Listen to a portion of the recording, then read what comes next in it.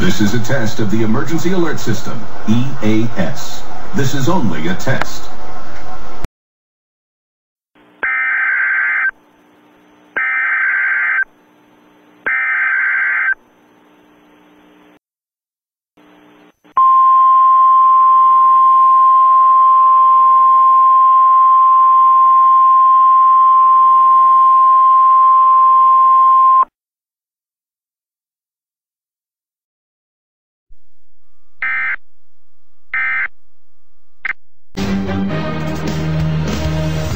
You are about to enter the courtroom of Judge Judith Scheindlin. The people are real. The cases are real. The rulings are final. This is Judge Judy.